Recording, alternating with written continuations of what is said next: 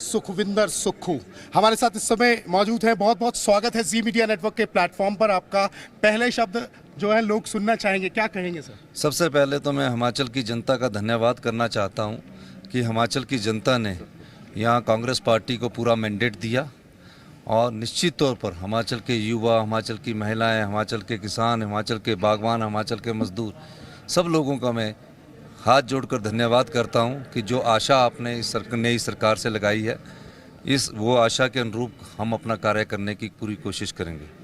इसके बाद मैं अपने राष्ट्रीय अध्यक्ष मल्लिकार्जुन खड़गे जी का धन्यवाद करना चाहता हूं, श्रीमती सोनिया गांधी जी का धन्यवाद करना चाहता हूं, श्री राहुल गांधी जी का धन्यवाद करना चाहता हूं, श्रीमती प्रियंका गांधी जी का धन्यवाद करना चाहता हूं कि उनके आशीर्वाद से मैं जब भी जीवन काल के जिस भी राजनीति में पड़ाव में मैंने कदम रखा, उस पड़ाव में मुझे इसका मौका मिला।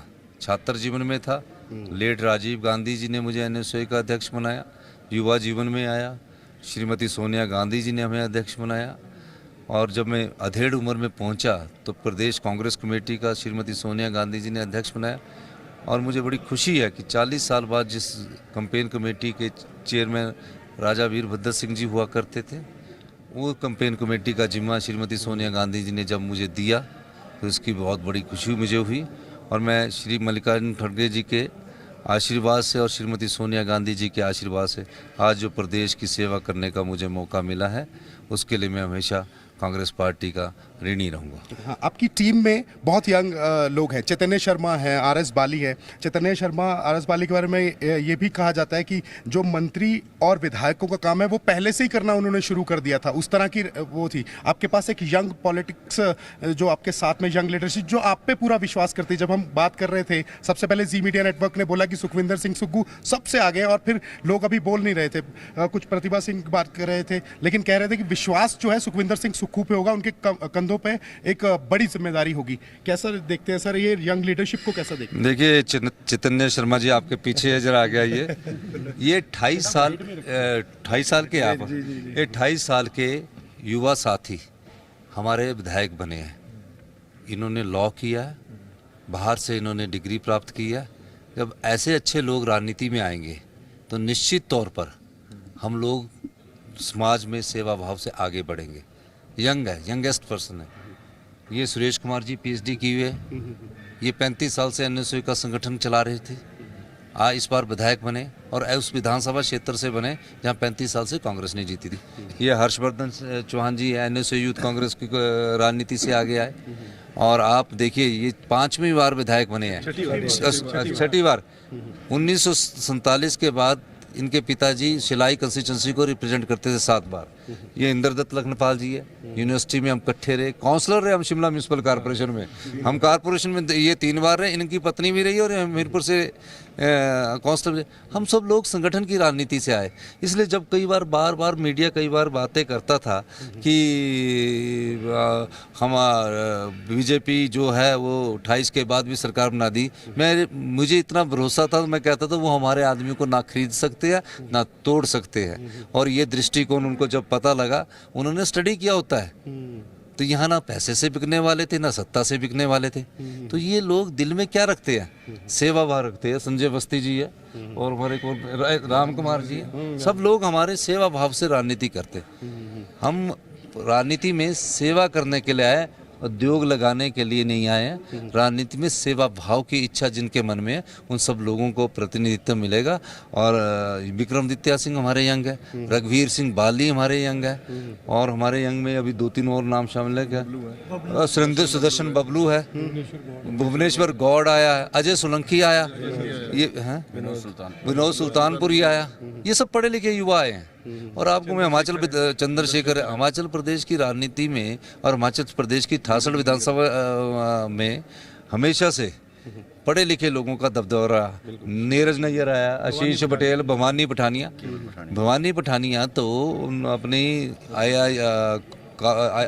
वाइस प्रेसिडेंट किसमें था, मल्टीनेशनल कंपनी की नौकरी छोड़कर आया, इकोनॉमिक्स में था, तो उसमें बहुत अच्छी, उसको तो 1-1.5 करोड़ का पैकेज था। तो क्यों आए ये लोग राजनीति? ये पैसा कमाने के लिए नहीं आए, सेवा भाव का था। तो राजनीति में हिमाचल प्रदेश में लोग जानते हैं कि जो अच्छा कार्य करता है उसको लोग लाते भी है। ये जल्दी मैं- कैबिनेट का डिसाइड होगा और ऐसे यंग फेस ये- कैलिबर वाले जरूर ये हाई कमांड डिसाइड करता है, हमसे चर्चा के बाद जब इसकी चर्चा होगी मैं आपको जरूर बताऊंगा। जी। धन्यवाद। अच्छा सर, दो चार सवाल बहुत इंपॉर्टेंट है इसलिए पूछ रहा हूँ। देखिए, प्रधानमंत्री नरेंद्र मोदी को टक्कर देने के लिए एक बड़ा नेता चाहिए था। हिमाचल ने बहुत जल्दी, हम बार बार कह भी रहे थे कि किसी को मौका नहीं देना, हिमाचल में आला कमान जल्दी डिसीजन लेगी। इस बार मैं खुद लाइव पे ये कह रहा था कि बहुत अच्छा डिसीजन लिया, तुरंत किया। उनको एक स्ट्रांग नेता चाहिए था क्योंकि आगे की स्ट्रेटेजी भी होनी चाहिए। यही हम चैतन्य से भी बात कर रहे थे, राम कुमार जी से भी हमने ये बात की कि आगे की स्ट्रेटेजी बनाने वाला आपके कंधों पर बड़ी जिम्मेदारी है। यहां से एक सोच निकलेगी, आगे छत्तीसगढ़ और राजस्थान के चुनाव भी हैं और फिर लोकसभा चुनाव भी हैं, तो आप पे बड़ा भरोसा जताया। हमारे सोर्सेज भी कह रहे हैं कि आप एक स्ट्रांग लीडर हैं।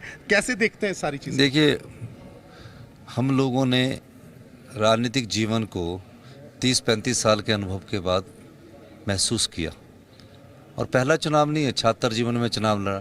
जब इनकी उम्र का था तो मैं काउंसलर बन गया, अब ये विधायक बन गए।